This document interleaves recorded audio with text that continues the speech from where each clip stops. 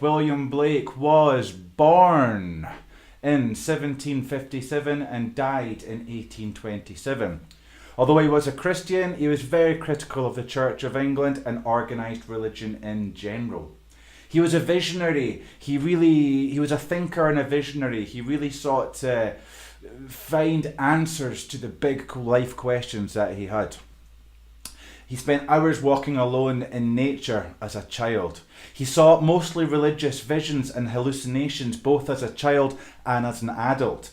Now, at the time, he was thought as he was mad, he was crazy. Perhaps nowadays we would obviously diagnose it as being some sort of mental health issue that he has. But it's important to remember this about him.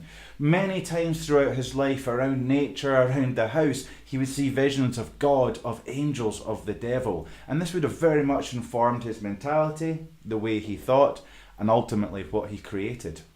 Between the ages of 8 and 10, he saw a vision of a tree filled with angels, bright angelic wings, bespangling every bough like stars. Obviously very poetic, as it's our William, but you get the idea. He's seeing a tree full of angels as a young child, and this obviously is going to influence him. He also claims to have seen Satan on the staircase of his South Malton house home in London as a child again. Satan on the staircase.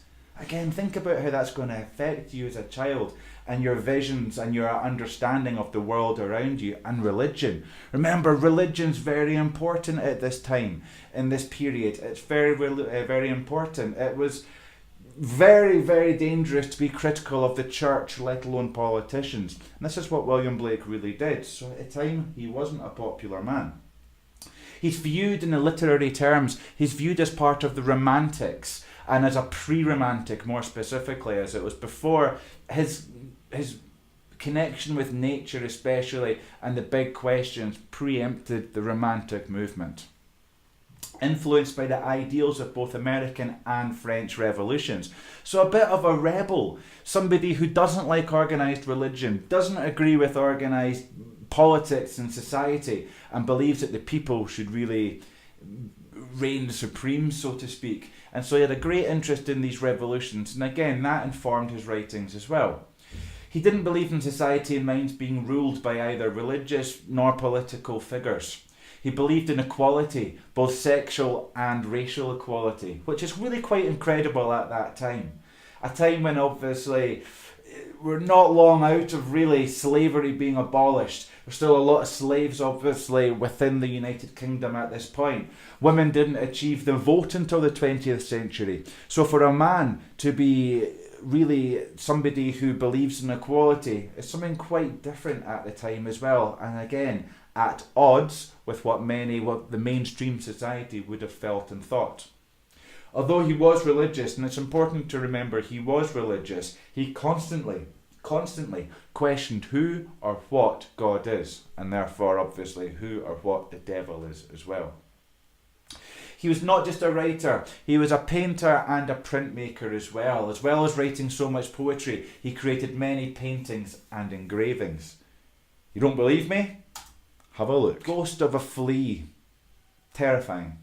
What is going on here? Some kind of satanic or some sort of monster, basically. I'm not an art critic, so I'll let those of you who are perhaps interpret it a bit more. Certainly, if you're able to interpret these pictures, these paintings, and add it into, relate it and link it into your essays as a little bit of background context, all the better. Satan's smiting job with sore boils. Careful how you say that. What's happening here? Madness. Absolute craziness. We've got someone weeping, it looks like. We've got... Is it God? Having something torn out of him, or is it poured onto him? The big creature with the wings looks satanic. Who knows? I recommend you pause these pictures and really have a think about them. The good and evil angels. Very old, kind of satanic looking person that's shackled by the ankle, and a very muscular baby Jesus. Let's be honest.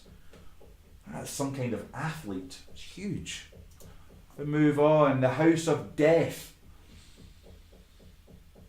Yeah, the house of death. Terrifying. So always questioning this idea of seeing good and evil, God and the devil. This constantly informs his works.